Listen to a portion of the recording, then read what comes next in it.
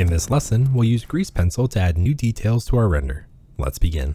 Before we begin drawing new details on our render, let's render the image and appreciate the wires that we added in the last lesson. To do this, we're going to go over here to the rendering workspace found here at the top, and then we can go over here on the left, hit render, and then choose render image or hit F12.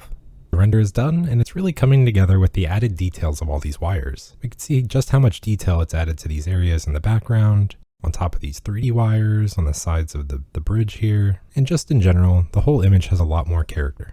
It's possible that you might have noticed this small error pop up here at the top, saying warning to render Grease Pencil, enable combined and Z passes. This might not mean a whole lot to us right now, but we can see the results of what this warning is trying to tell us about. If you're using the imported wires that I showed you in the last lesson, you can zoom into this small platform down here to see an example of what this issue is. If you're using your own wires, you'll likely have this issue present somewhere in your image as well, but you'd have to look around it on your own to see where it might be.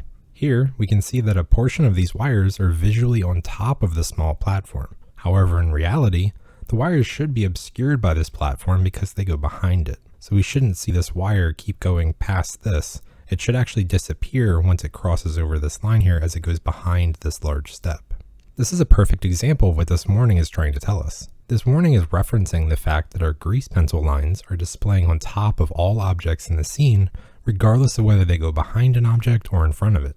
Luckily for us, this is a really easy fix. To fix this issue, let's go over here to the View Layers tab. You may already be on it, but if not, it's this one that looks like 3 images laying on top of each other. Then let's scroll up to the top, and then eventually we'll see a menu here called Passes. To fix this issue, we simply need to check on the Z box here, and then we're also going to turn on Normal found just below. So we're going to check this on. This Normal option that we just turned on isn't needed to fix this issue at all. However, it will be useful later on, so we might as well just turn it on while we're here. With these 2 passes turned on, now we can go back over here, go to File, Render Image, and now we'll see just like that, this overlapping issue that we had before is completely fixed. All we need to do was just turn on this Z box here underneath passes. With that issue fixed, it's now time to start adding the remaining details to our scene, such as cracks on the walls or dripping rust lines. We'll again be using Grease Pencil to add these details. Just like the last lesson, I'll be walking you through all the early steps and teaching you everything you need to know to add your own details to the render. We won't, however, be drawing every single crack and line together, as that will slow the class down more than it needs to. I'll show you the types of details I like to add to my images, as well as different tools to make that process a bit easier. After you know all the tips and tricks and the areas that I might add detail, it'll be up to you to add your own detail. This detail step of this lesson is actually my favorite part of the entire class, as it's really easy to just go wild and add details all over the scene in multiple different places. You can add graffiti or cracks or lines or drips. It's really up to you what you add. So I suggest you just have fun with it. Don't worry so much about matching exactly what I do, just learn the techniques from me and then apply it to your own image.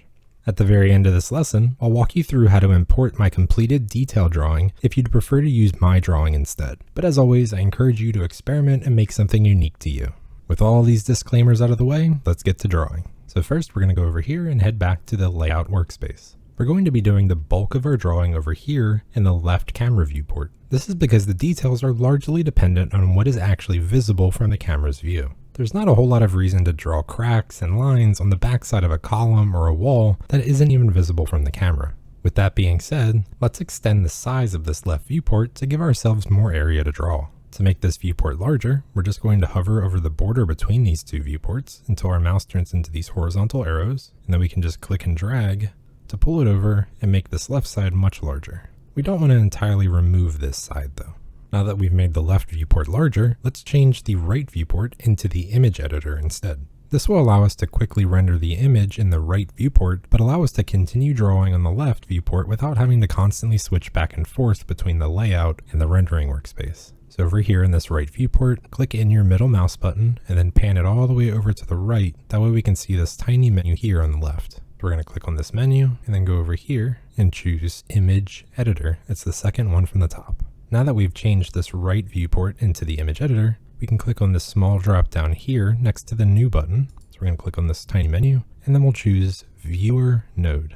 Now that we've set it to the viewer node, we can just zoom out on this image and see the full render that we had before. Now all we need to do to update this render is simply go to render and render image, or just hit F12 to make the process a bit faster. So we can just click that. We'll see down here the render bar finishes, and then this image didn't really update at all because we haven't changed anything. But if we had done any drawing over here on the left, we would see those reflected over here. Now let's switch this left viewport to the rendered mode. So we can do that by clicking this far right button over here, and remember to use your middle mouse button if you can't see it. So we'll switch to this so that we can see the better preview of this image. The reason we want to see the rendered version of the viewport here is because many of the details that we draw in our scene will be embellishments to the details already present in the material that we made earlier. So we might be drawing cracks or something, or drip lines that focus on these areas that we have on our texture. So if we can't see our texture, we don't really know where to place these details. Now we're ready to add our new grease pencil object so we can begin drawing. Before you add the new grease pencil object, make sure that you have this grease pencil collection set to the active just by clicking on this little white folder here. Now we can hover our mouse over here in this left viewport, hit Shift and A, and then go down here to grease pencil and then choose blank.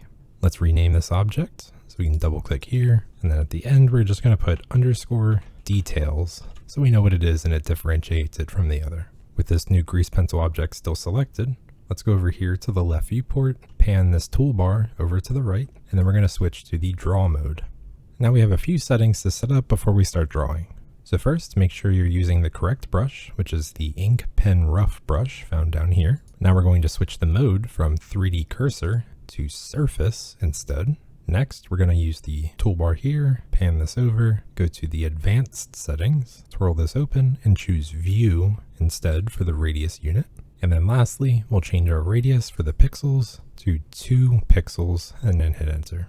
So you'll notice that we switched to the surface mode for these details, rather than the 3D cursor mode that we used before. This is because we'll be switching surfaces really frequently while drawing these little extra details all over the place. And it would be really tedious to have to move the 3D cursor and switch the drawing plane each time we moved around the image. With the more precise drawing of the wires, this was easy enough to do. However, you would be pretty annoyed having to do that over and over again across the entire scene every time you wanted to draw a new crack or a new drip. So in this case, we're just going to avoid it entirely and use the surface mode. We also decided to use the view radius units rather than the scene like before.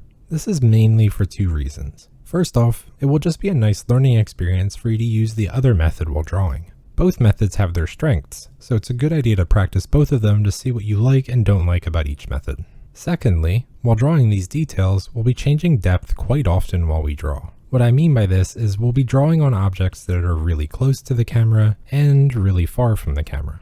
And we might be doing this rather quickly as we just jump around the image and add details wherever we feel like. The view-based drawing method is based on the pixels rather than the real-world size, so it's a bit more universal when changing drawing depths. We don't have to worry about how thick the line is here versus back here as long as we're around the same zoom depth. Okay, so let's start drawing. We're going to start out with something really simple. We're just going to draw some cracks on the walls. Let's zoom into the very top of this vertical pipe segment here.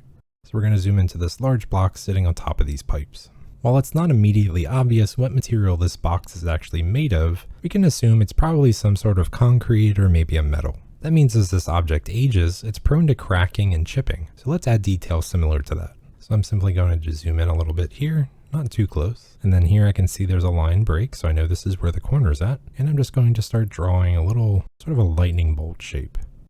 So we can just draw a couple cracks. And don't worry about these being perfect. I mean, they're basically perfectly imperfect. They are cracks on a wall. So don't worry about making perfectly straight lines. It'll really look better if you just kind of let yourself be a little loose while drawing. While drawing in the viewport, we unfortunately won't be able to see the line work placed on all the edges by the freestyle setting that we enabled in a previous lesson. To see these edges, however, we can just render the image quickly to see what it looks like on the right side. So I'm just going to hit F12 on my keyboard, or again, one last time, you could go over here to render and then render image instead. And now that our render has finished, we can zoom in down here and see what these cracks look like when combined here with the freestyle line work.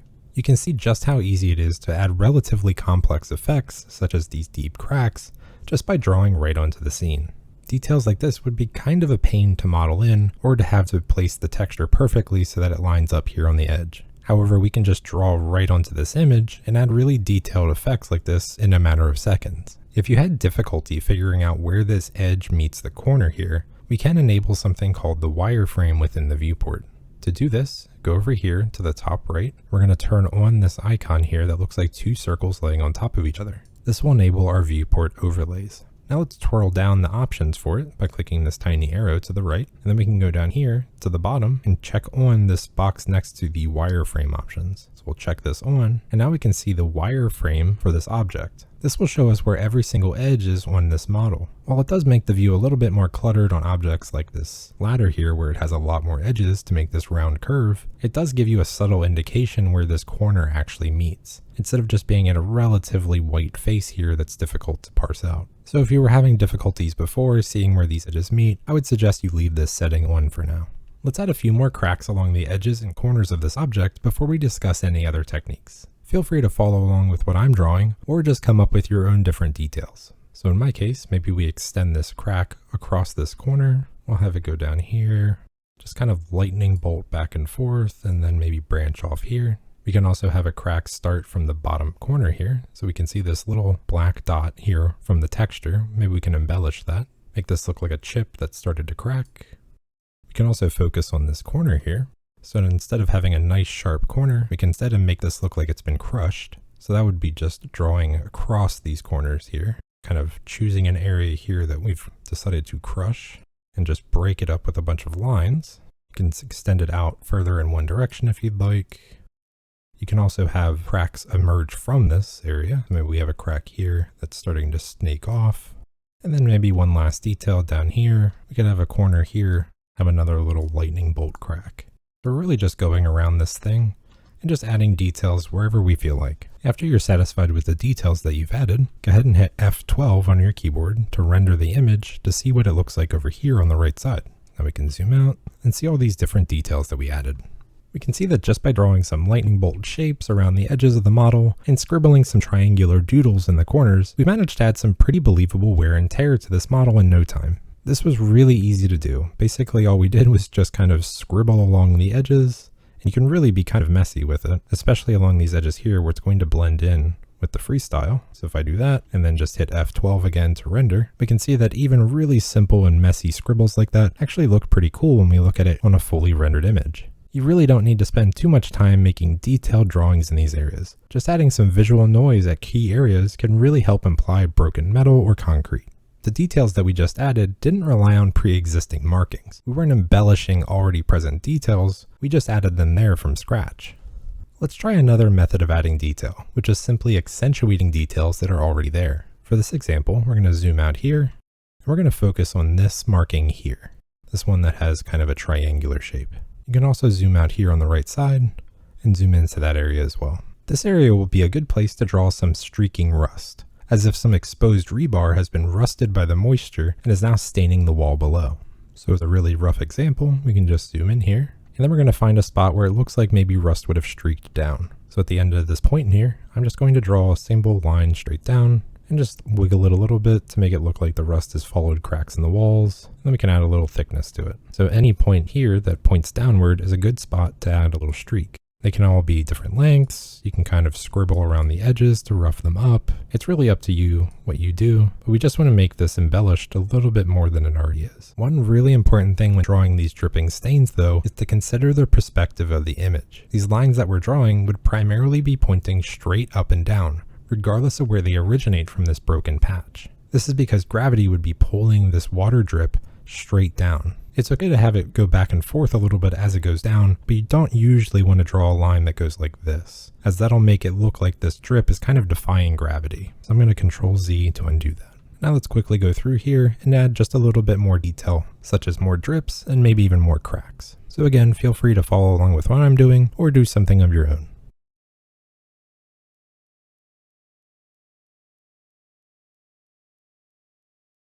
Okay, so I've finished, added some more drips, and I've also added things like a rough edge here at the top, and just some general cracking here along the different parts of the concrete that are still attached to the overall whole here. With our details added, let's hit the F12 key, and then see what it looks like when it's rendered. Again, we'll notice that just a few scribbles along the edges and some well-placed vertical lines can add a ton of detail to your render. If we zoom out a bit more, we can see what it looks like in conjunction with the other side. So we can see as we do this across the bulk of this image here, choosing different places that we'd like to add detail, we can really add a ton of detail and character to this image and really make it look like it was more hand-drawn than 3D. Through both of these examples that we just did, we've been trying to at least replicate certain details like cracks on the corners or drips on the walls. For the next example, we're just going to start drawing vertical and horizontal lines on the walls that don't really mean anything in particular, but still add to the overall look of the image. I suppose if you wanted to assign some meaning to these lines, we could call them more panel lines that are just scattered across the walls. Before we start this next step, you might find it easier to enable stroke stabilization that we used while drawing on the wires. This will help you get the lines nice and straight, but it's also not mandatory if you have a steady hand. As a reminder, we can go over here to the stroke settings, and then go down here and turn on stabilized stroke. Now on the left side, we're just going to zoom out so we can see more of the image. Before we draw any lines, there's really only one guideline to follow. You should try to follow the perspective of the image. This means that your vertical line should be basically completely vertical, or up and down. So if you're going to draw a line here, it should be basically up and down as much as you can. Again, it doesn't need to be perfect, but just do your best to make them vertical. And then the slightly more tricky one is that your horizontal lines need to follow the perspective of the image. So what that means is that the horizontal line here, in this case, should follow the horizontal lines that we have already in the texture. So we can see here there's a panel line going back in space. Here we also have horizontal lines following this way. And you can see that they're not all perfectly straight left and right. They start low and then move high. And then up here, they have the opposite effect, where they start high and then move low. So you want to make sure that these lines follow those lines backwards in space. If you have your viewport overlays turned on like I do, we'll notice here that we have a grid that we can use somewhat as a guide for this. This helps us line up our perspective. So if I was drawing a horizontal line back in space here, I would want to follow something similar to this green line here. So I would start here and then just start drawing my horizontal line back in space. That way it maintains the same perspective as the rest of the image. So let's Control Z that. And now we're ready to start drawing on some details. For this first example, let's zoom in down here again in this bottom right corner where we were working before. We're going to focus here on this area.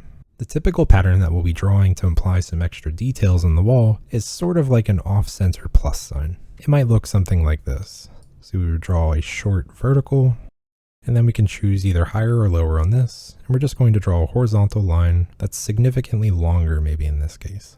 So something like that. The shape that we just drew here looks like the corners of a metal or concrete panel, but the slightly off-center nature of the lines is less eye-catching and less perfect than a simple plus sign would actually be. So if you just go around drawing actual plus signs like this, it might be a little bit more obvious as this is just a more recognizable shape. So we want to make them a little bit more off-center and a little less perfect. Our goal is to add more detail to the walls in these large empty spots without drawing attention directly to the drawings that we added. We want them to blend in with all the other various lines in the image and simply add to the greater whole of the image. Also, the more of these plus signs and other markings that we add, the less any single drawing stands out. After you've drawn your simple plus sign like this, you might want to also embellish it with further details. We can do this just by zooming in, and maybe I'll draw a small line here, and then have it go over, just adding more cracks and different panels to this. For the detailing portions of this, you might find it a little bit easier to remove the stabilized stroke while you're doing it. I'm going to turn that off, just so my mouse is a little bit more responsive. Then we can add a line over here on the edge, and really just go up and down this line, and just help blend it into the rest of the scene. One important note is when you're drawing these strips, try not to draw two of them that are the exact same length right next to each other. You want to have them a little bit shorter and a little bit longer when they're close together. And that's it. The small detail that we added is done. We can see as we zoom back here, this little symbol that we drew here really doesn't stand out from anything else in the scene. It just looks more of the same details. And the more we add of these, the less any one particular one will stand out.